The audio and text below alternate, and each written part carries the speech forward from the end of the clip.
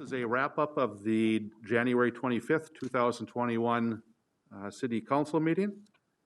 Although it was a short agenda, it was a very lengthy night meeting. We had a longer work session than normal. Normally we're done and starting the meeting at the regular meeting at 5, but we ran about a half hour over, but very interesting things during the work session. The first one is we learned about more detail about a pilot project that the community might be interested in. And the pilot project is by a group called May Mobility. They do autonomous vehicle public transportation. And so this is a project that the city didn't start out, wasn't something on our agenda that we were looking for, but they came to us. As far as we know, it's common, there's many companies in urban areas that do autonomous vehicle, and what that means is a driverless vehicle. Due to economies of scale, there's a lot of companies starting these up in urban areas, in big cities. As far as we know, we believe this is the only rural test project in the entire world, and they came to us in Grand Rapids. I know the IRRB is very interested in this, as is the Blandin Foundation and MnDOT. So they are working with Arrowhead Transport. They're not here to duplicate their services. They're here to complement and extend their services. And they are, over the course of 2021, working on figuring out costs and so forth, and the scope and research of the project. This would be operational in the spring of 2022.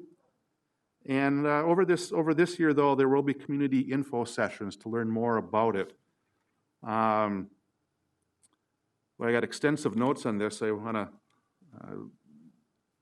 to limit it a little bit, but they have a number of pilot projects going on in urban areas, this particular company, but starting this March, their first non-pilot program that will charge for rides is starting in Arlington, Texas.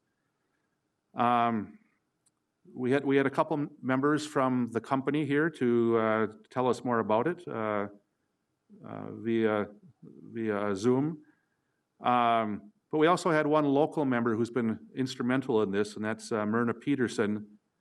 And she discussed how the Blandin Foundation surveys for the past 10 years have consistently, it comes up that transportation is an issue, especially in the evenings and weekends, because there's just not the economies of scale for Arrowhead or other companies to provide services. And there are services available, but a typical person maybe could go somewhere for $10, $20, but people with mobility issues, as Myrna noted, people with handicap and wheelchairs and so forth, just to go to church or an event of some sort costs $85 roughly. And so there are limited times that things are available after 4 o'clock on Sundays. Transportation only goes to certain places. For example, not the Rife at this point.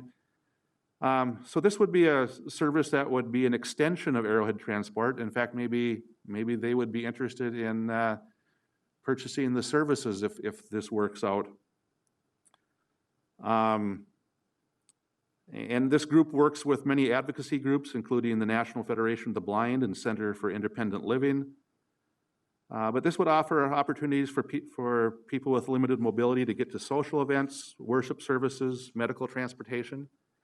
And we do know that, that this organization will have, I forget what the term they use, I've got it here somewhere, but they will have people on board. It is an autonomous vehicle, but they will have,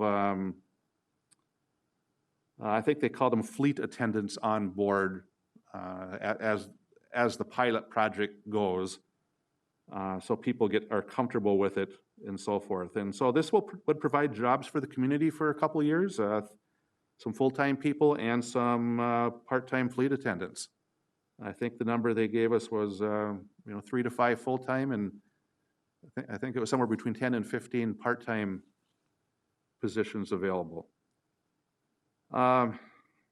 Anyway, there was a lot more to that, but I want to try to keep this a little bit short for now. But I know the cost to it is almost $2 million. We're looking at, or they are, I should say, they are looking at a MnDOT grant of almost $1 million. And the other part of it, they have already been looking at different agencies, including IRRB, who's very interested, the Blandin Foundation, the Northland Foundation, and of course the city and county. The cost of this for riders for the 18-month trial period would be free. And of course, if they decide to continue it in the community, or if somebody picks up the services, at that point, then they would have to charge. So that covered a lot of our work session, but then we also had another large item on our work session, and that's when we discussed a rental inspection ordinance. The city's been working on this for over 2 years. We've sent it back, the council has sent it back a few times to work on things, including this time the legal language. Tonight was a kind of a final return to the council of a proposed ordinance, at least the legal part of it. My guess is that it will be published in the paper for one of our next meetings, and it will come before the council, my guess is within the next meeting or two. That would not be the final part of it. We would still have to discuss other ordinances that it affects, and a fee schedule, and so forth. So Bemidji is the city that Grand Rapids has been using as the template. They've had this in place for quite a while, as has a number of cities on the Iron Range and nearby.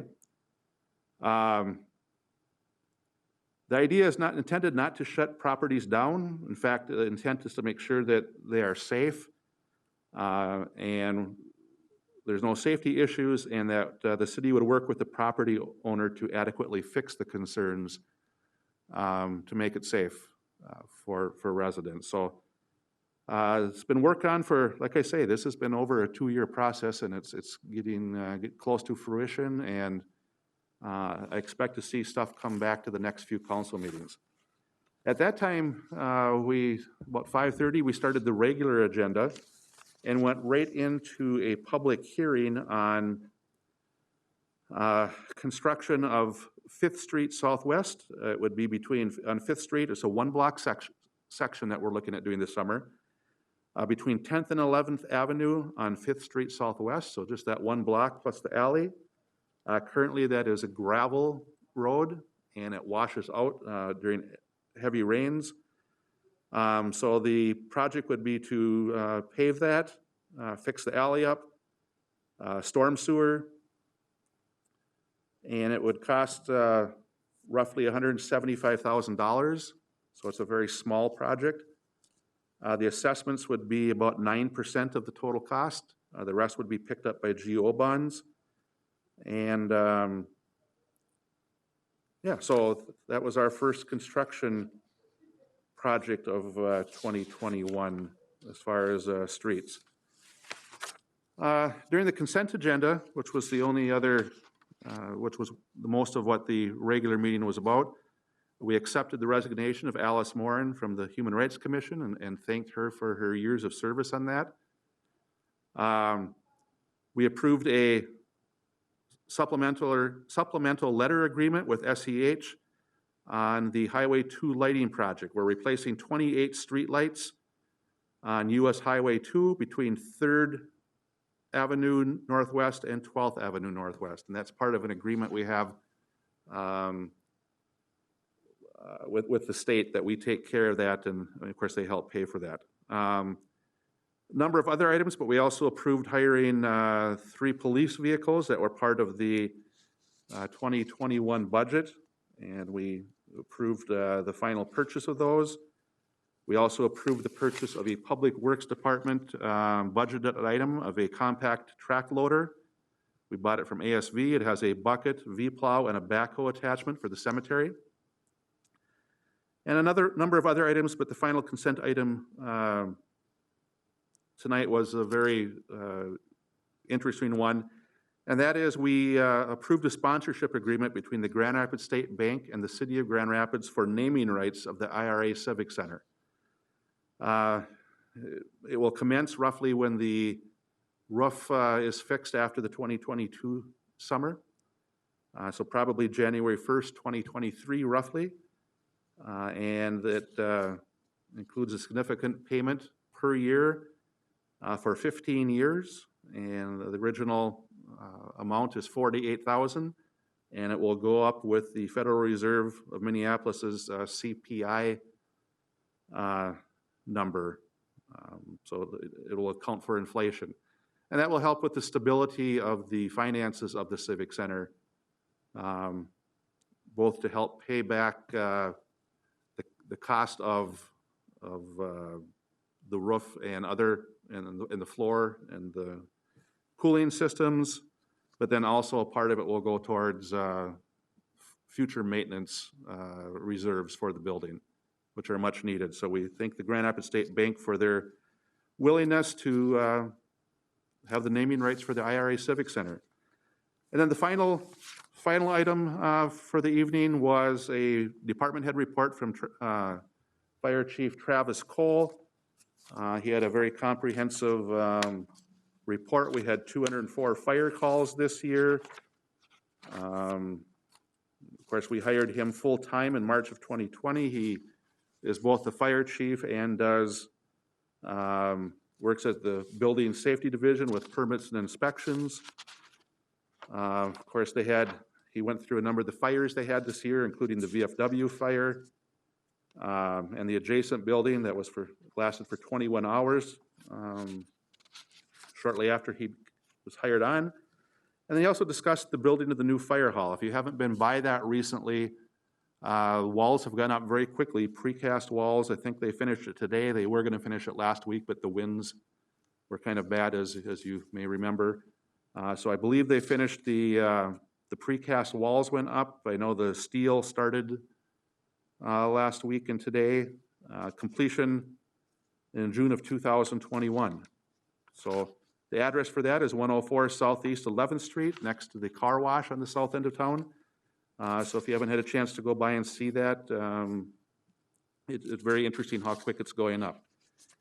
We also talked about the COVID-19 impacts and how that impacts the fire department, and how they have to make sure that for their meetings and call-outs that they don't have everybody going out. So if somebody's infected, they aren't all quarantined. But he also talked about the positive things they did this year for COVID. You may be aware of birthday parades that they did this summer. Kids couldn't have birthday parties in large gatherings, so they went around town and provided birthday parades, and also Santa parades.